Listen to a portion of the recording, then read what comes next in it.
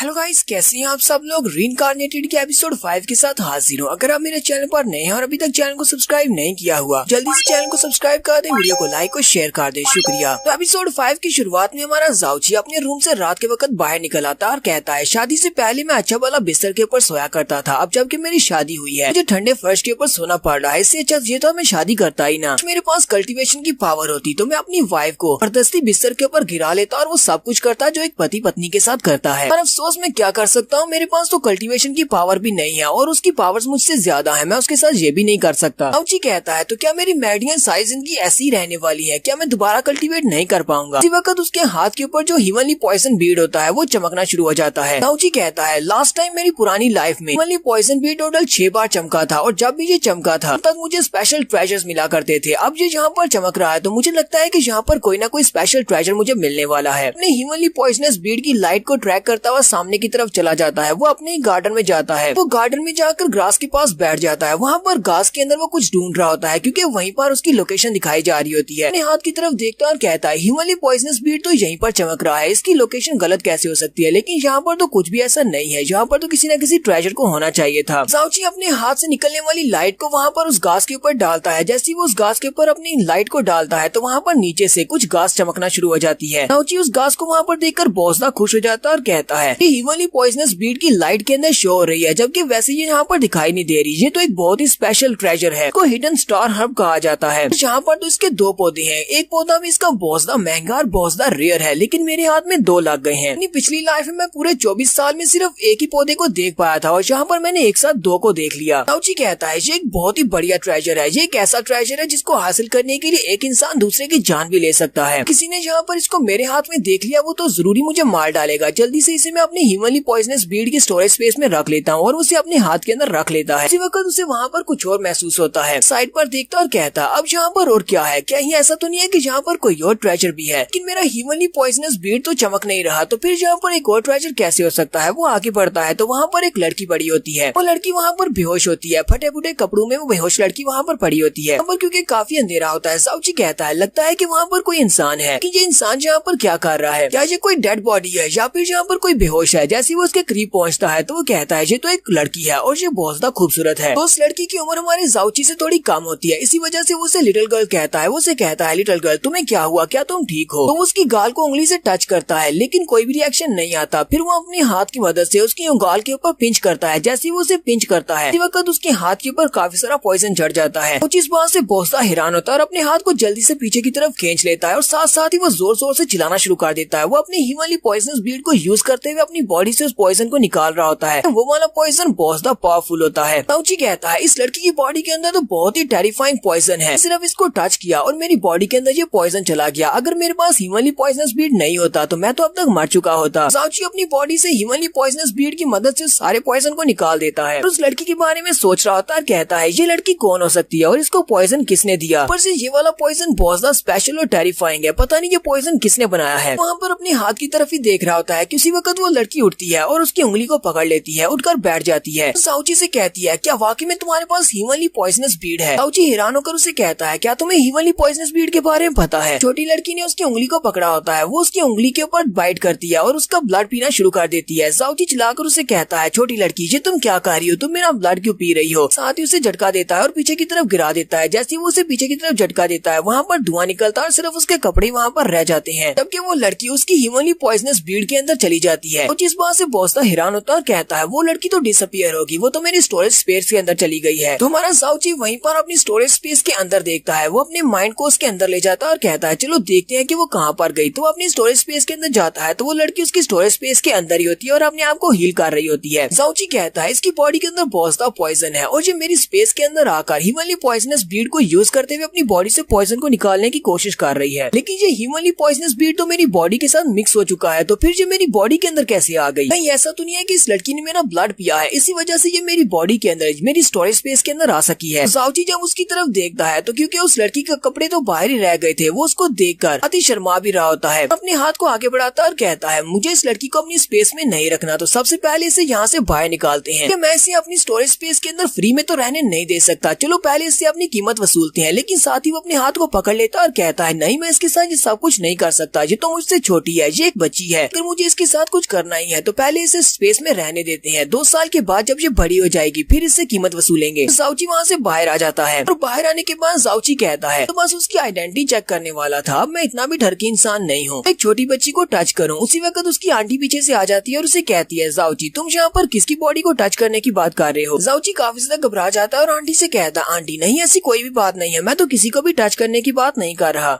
Aunty उसे कहती है तुम इतनी रात को यहाँ पर क्या कर रहे हो, तुम्हें तो अपने रूम में होना चाहिए था, आज तो तुम्हारी शादी की पहली रात है। जाओची उसे कहता है मुझे नींद नहीं आ रही थी, इसी वजह से मैं आसमान पर तारे देखने के लिए चला आया। सोच रहा होता है अब मैं अपनी आंटी को इस बारे में नहीं बता सकता कि शादी की पहली रात मेरी बीवी ने मुझे किक मारकर बाहर फेंक दिया, वरना यहाँ पर मेरी बहुत ज्यादा इंसल्ट हो जाएगी। जाओची आंटी से कहता है आंटी लगता है कि तुम भी मेरे लिए काफी ज्यादा परेशान थी, इसी वजह से तुम मुझे देखने के लिए यहाँ पर आई हो, तुम सो भी नहीं पा रही। उसे कहती है नहीं ऐसी कोई बात नहीं है, मैं भी यहाँ पर तारे देखने के लिए आई हूँ क्योंकि मुझे नींद नहीं आ रही थी। साथ ही आंटी अपने आप में सोच रही होती है तुम्हारी शादी हो गई, तुम्हें क्यों लगता है कि मुझे यहाँ पर नींद आएगी, मुझे ये बात बिल्कुल भी अच्छी नहीं लगी। जाओची आंटी का हाथ पकड़ता है और उसे कहता है चलो ठीक है फिर अपनी पुरानी जगह पर चलते हैं, और वहाँ पर जाकर दोनों एक साथ बैठकर तारे देखते हैं। तो दोनों एक पेड़ के नीचे जाकर बैठ जाते हैं। जाओची आंटी से कहता है हम लोग एक लंबे अरसे के बाद यहाँ पर इस दरख्त के नीचे बैठकर आसमान की तरफ देख रहे हैं, काफी वक्त गुजर चुका है। आंटी उसे कहती है मुझे सर्दियों की वो रात आज भी याद है, हम दोनों एक साथ बाहर आकर बैठ गए थे और आसमान की तरफ देख रहे थे और वहीं पर बैठे बैठे हम दोनों को नींद आ गई। हमें ये बात भी याद नहीं रही कि उस रात बर्फ पड़नी थी और पूरी रात वहाँ पर बर्फ पड़ती रही और सुबह के वहाँ पर छोटे छोटे तो स्नोमैन बन गए थे और ग्रैंडपा वो देखकर बहुत ज्यादा हैरान हो गए थे। उसके बाद हमें पूरे 2 दिन लगे उस ठंड से बचने के लिए, हम पूरे 2 दिन तक आग के सामने बैठे रहे, आग को सेकते रहे। जाओची उसे कहता हाँ मुझे याद है, और हमें बहुत ही कड़वा सा सूप भी पीना पड़ा था, वो भी पूरे 2 दिन तक। तो यहाँ पर जब ये दोनों आपस में हंस कर बातें कर रही होती हैं तो यहीं पर इनके इमोशंस आगे बढ़ जाते हैं। जाओची आगे बढ़ता है और आंटी के करीब हो जाता है और उसे कहता है आंटी तुम मुझे बहुत ज्यादा पसंद हो। वो उसके मुंह पे हाथ रखती है और कहती है ये तुम क्या कर रहे हो, जब हम छोटे बच्चे थे तब हम ये सब कुछ कर सकते थे, लेकिन अब हम लोग बड़े हो गए हैं, अब हम ये नहीं कर सकते, और अब तो तुम्हारी शादी भी हो गई है। जाओची उसे कहता है लेकिन आंटी मैं तुम्हें किस करना चाहता हूँ, मैं ऐसा भी नहीं कर सकता। आंटी उसे कहती है अगर तुम ऐसा करना चाहते हो तो फिर तुम्हें मुझसे शादी करना पड़ेगी। जाओची उसे कहता है हाँ मैं तुम्हारे साथ शादी कर सकता हूँ, लेकिन तुम तो मेरी आंटी हो, मैं आंटी के साथ शादी कैसे कर सकता हूँ। आंटी भी उसकी बात सुनने के बाद शर्माना शुरू कर देती है, जल्दी से अपने आसपास देखती है कि कहीं किसी ने उसकी बात को सुन तो नहीं लिया। जाओची उसे कहता है आंटी तुम इतनी परेशान क्यों और आसपास क्यों देख रही हो। आंटी उसे कहती है तुम्हारी शादी हो चुकी है, तुम इस तरह की बात कैसे कर सकती हो, तुम किसी और लड़की से शादी करने की बात करना भी मत। किंगजू ने ये बात सुन ली तो वो बहुत ज्यादा गुस्सा हो जाएगी। जाओची चिल्लाकर उसे कहता है मुझे जिया किंग से बिल्कुल भी डर नहीं लगता, किंगजू अगर ये बात सुन भी लेती है तो मुझे इसका जरा भी डर नहीं है, अगर मैं तुमसे शादी करना चाहता हूँ तो मैं ये बात उसके सामने भी कह सकता हूँ। मैं तो शुरुआत से ही किंगजू के साथ शादी नहीं करना चाहता था, तुम ये बात अच्छी तरह से जानती हो। आंटी उसे कहती है तुम्हें नाराज होने की जरूरत नहीं है, मुझे पता है कि तुम क्या चाहते हो, लेकिन अब ये सब कुछ नहीं हो सकता। जाओची उसे कहता है ठीक है अब इस टॉपिक पे बात नहीं करेंगे। आंटी उसे कहती है तुम्हें पता है ना कि मैं तुम्हारी आंटी हूँ और मैं तुम्हारी कितनी ज्यादा केयर करती हूँ, हम दोनों की शादी नहीं हो सकती क्योंकि हम दोनों का रिश्ता अलग है, लेकिन मुझे ये बात अच्छी तरह से पता है कि तुम मुझसे प्यार करते हो और मेरे लिए इतना ही काफी है। तो वहीं पर उसकी गोद में सर रखकर सो जाती है। वो दोनों वहीं पर पेड़ के नीचे सो जाते हैं। तो रात जब गहरी हो जाती है जो वहाँ पर जाओची को कंबल देने के लिए आती है, वो जब उन दोनों को वहाँ पर सोया हुआ देखती है तो वो उन दोनों के ऊपर कंबल देकर वापस चली जाती है। आगे वक्त जाओची जब अपनी आंख खोलता है तो वो नीचे की तरफ देखता है कि उन दोनों के ऊपर किसी ने कंबल दिया हुआ। वो कहता है ये कंबल तो मेरे ही रूम का है, लेकिन मेरे रूम का कंबल यहाँ पर क्या कर रहा है, कहीं ऐसा तो नहीं है कि किंगजू मुझे कंबल देने के लिए आई थी और उसने हम दोनों को यहाँ पर एक साथ देख लिया, लेकिन फिर भी वो मेरे ऊपर कंबल देकर चली गई है। का मतलब तो यह कि मेरी बीवी बहुत ज्यादा अच्छी है और उसने बिल्कुल भी गुस्सा नहीं किया। तो अब जबकि सुबह हो चुकी है तो सुबह के वक्त पैट्रियार्च के रूम का भी एक सीन दिखाया जाता है। पैट्रियार्च के रूम के बाहर एक लड़का अपने हाथ में एक नोट लेकर भागता हुआ आता है और पैट्रियार्च से कहता है पैट्रियार्च जल्दी से यहाँ पर आओ, एक बुरी खबर है। पैट्रियार्च उसे कहते हैं क्या हुआ, चलो जल्दी से बताओ, इतनी सुबह सुबह कौन सी बुरी खबर है। लड़का पैट्रियार्च से कहता है साउथ सेक्टर की तरफ से हमारे लिए एक समन आया है। पैट्रियार्च भी साउथ सेक्टर का नाम सुनने के बाद बहुत ज्यादा हैरान हो जाते हैं। साउथ सेक्टर बहुत बड़ा है जबकि ये लोग जाओ क्लैन से हैं। जाओ क्लैन जाओ सेक्टर की एक बहुत ही छोटी सी ब्रांच है जो कि आगे जाके हमें पता चलेगा। पैट्रियार्च काफी ज्यादा घबरा जाते हैं और उस लड़के से कहते हैं जाओ जाकर सारे एल्डर्स को इकट्ठा करो, मीटिंग रूम में सभी मिलेंगे। नेक्स्ट सीन हमारे जाओची का दिखाया जाता है। जाओची रात बाहर सोने के बाद अपने रूम में वापस आ जाता है, लेकिन वो बहुत ही धीरे से दरवाजे के सामने आकर खड़ा हो जाता है और डर रहा होता है कहीं किंगजू काफी ज्यादा गुस्सा ना हो। जैसे वो दरवाजे के करीब पहुंचता है किंगजू दरवाजा खोल देती है और कहती है तुम दरवाजे के बाहर